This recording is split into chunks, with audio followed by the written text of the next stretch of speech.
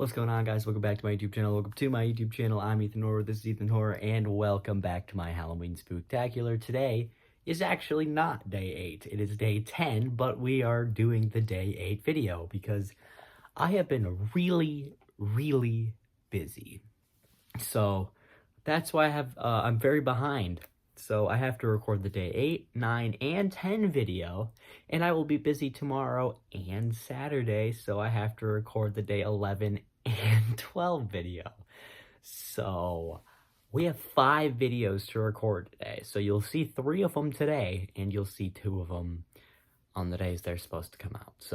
But today we are going with the top 10 horror comedies.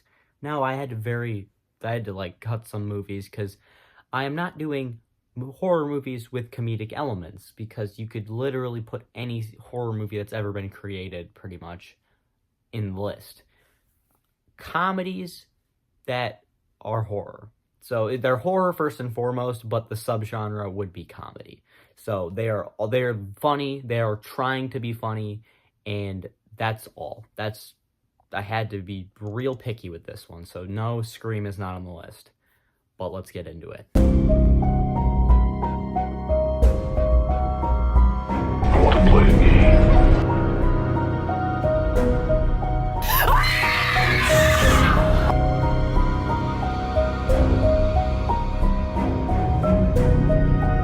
Here's Johnny!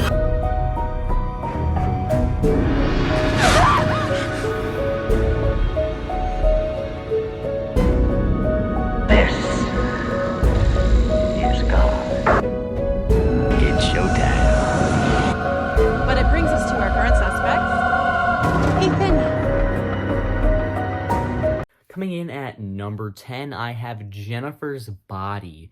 This was a borderline one for me. I wasn't quite sure if it was comedy enough, but I feel like the script is mainly written for some comedic effect. I mean, a lot of the lines are pretty funny. Some of the deliveries are pretty funny. I think it's meant to at least be funny. Maybe not a full-on comedy, but to me, I always thought it was a comedy. It's very funny, and I think it's slept on. I think a lot of people don't appreciate Jennifer's Body as much as it deserves, especially guys, because they think it's like a chick flick.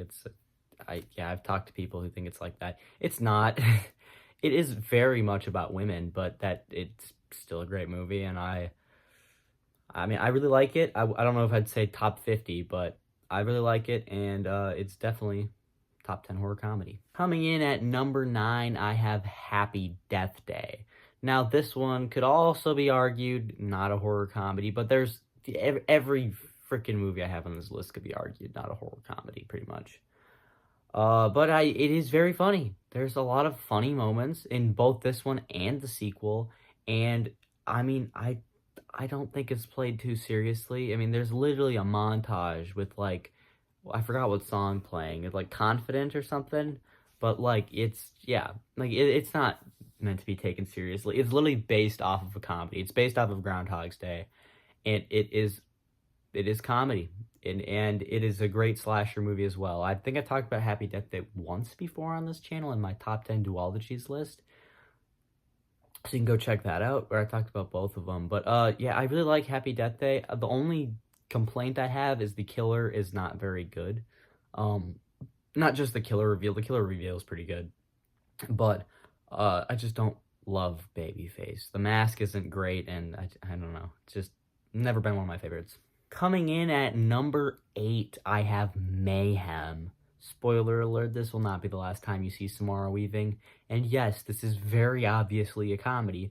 But now people are going to be arguing it isn't horror, it's action, it's a thriller. No, it's horror. It's a horror comedy, okay? And Samara Weaving is hilarious in this movie. She is amazing. I love Samara Weaving so much in basically any movie she's in. Yeah, she's hilarious in this. So is Steven Yeun. He's not as funny, but he's still great as the main character. It is kind of like a basic movie, if you were to say, but it is very funny. It's unique. It's just like the plot points and the way it's played out, it feels like a movie you've seen before. But you get all these, fun characters you get to see fight each other. It's about like a disease that spreads through an office building, and they like quarantine the office building, and the like disease makes you really violent, so they go and kill a bunch of people. It's just a fun movie, and it is very funny. So I highly recommend Mayhem. Coming in at number 7, I have Idle Hands. I wanted to put this movie in my top 5. I really did, but then I just kept seeing all the movies above it, and I was like, God, it's gotta go here. But I love Idle Hands. I think it is hilarious. I think it is really 90s, and it looks like it. I love the aesthetic that this movie gives off. It is a very neon-y towards the end, but towards the beginning, it just feels very 90s. You get Devon Sawa. I love him. He's in a bunch of horror movies. He's in Final Destination, Black Friday, even the new Chucky series. Yeah, I love Devon Sawa. He's always great, and he's great in this one.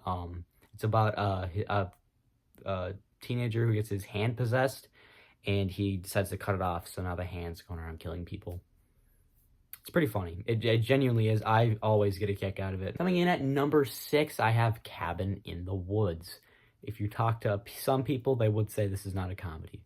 Like my mom. She does not think this is a comedy. She didn't really like the movie that much, though. But I thought it was funny. It's definitely a little bit more horror at some points. It's a very creative movie. I love Cabin in the Woods. But comedy definitely isn't the forefront of the movie, but it is a very funny movie, and I think it's intending to be part comedy. I mean, it's very meta. It's a very meta concept. It's, they get them into the woods, and they have to, find their artifact that they're going to interact with to figure out which killers they're going to unleash.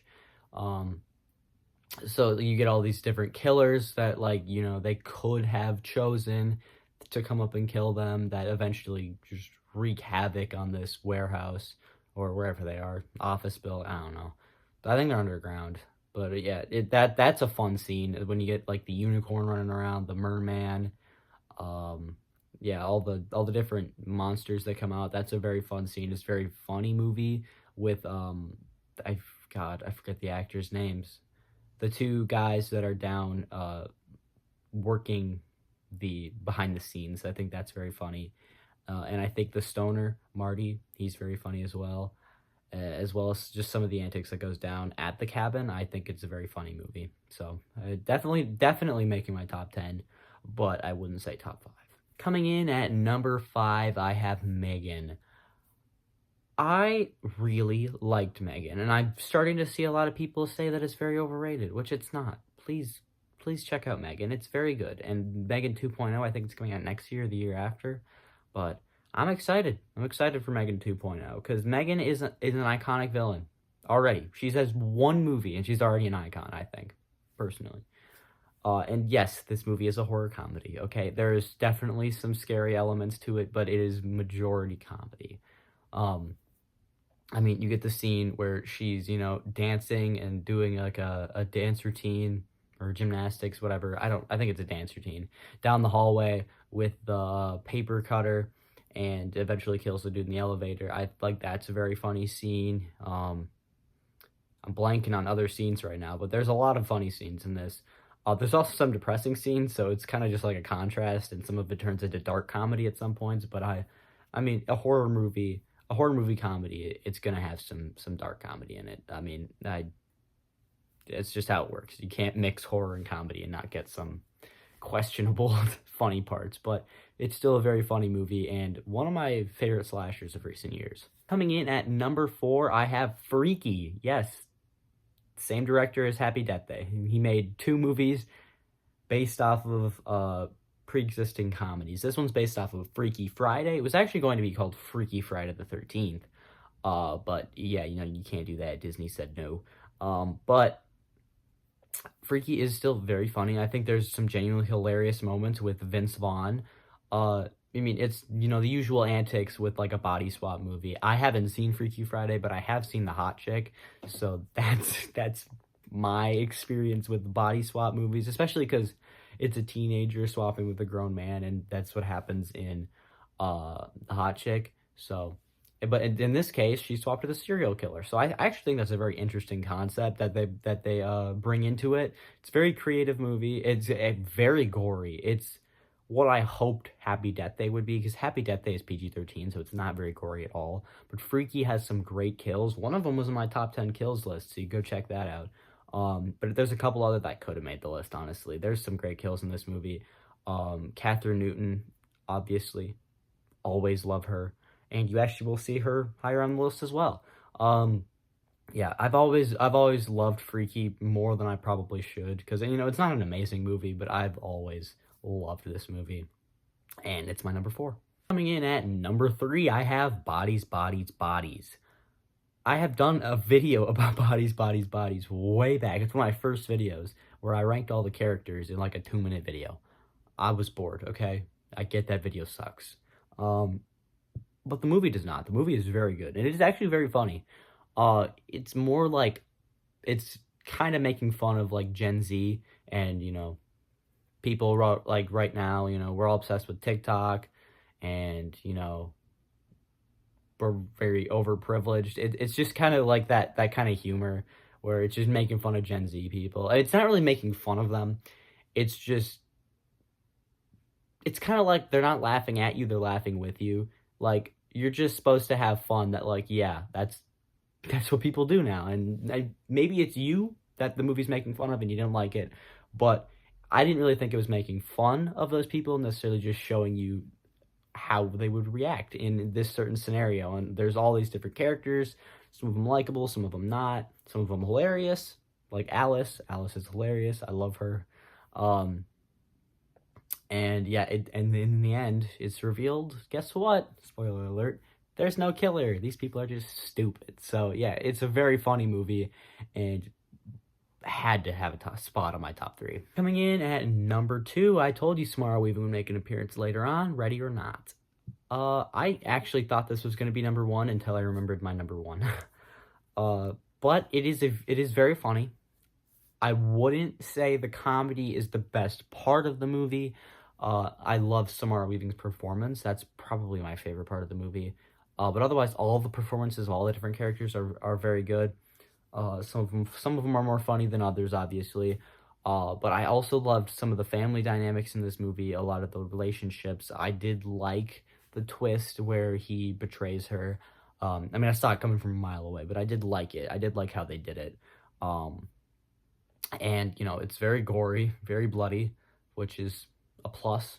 I love some gore. I mean, especially towards the end. It gets really bloody towards the end, but I mean, I've always loved Ready or Not. I thought it's a very underrated, very good movie. It's by Radio Silence, the guys who did Scream 5 and 6 and VHS, and I think they just did Abigail. So if you liked any of those movies, go check this one out, because I think it might be their second or third movie. I don't know, but it's their first like really big one, and just go check it out. It's really good. Please, just trust me. Coming in at number 1, this is definitely controversial. Number 1 is Lisa Frankenstein.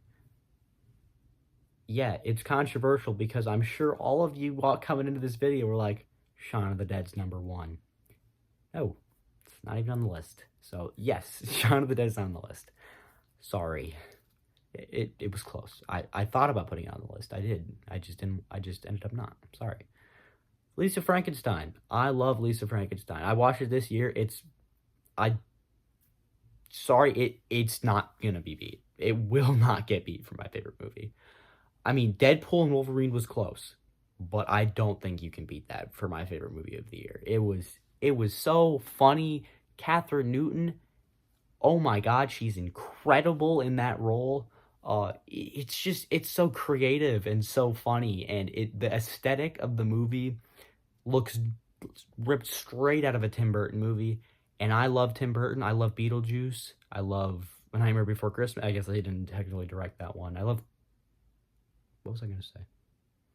I love Tim Burton. I love Tim Burton, and this looks like a Tim Burton movie, and it feels like a Tim Burton movie, and it's funny, and oh my god, I love Kathryn Newton in this movie, and it's my number 1. And that's going to be it for today's first video. Remember, if you did enjoy, make sure to hit like and subscribe, so I know you'll see more videos like it. Otherwise, stay tuned. In a couple hours, you get my other 2 videos, and then you can see the rest of the videos on their respective days. But I gotta get this edited and released so I can film those other 2 videos and possibly the other 4 videos. So, see ya.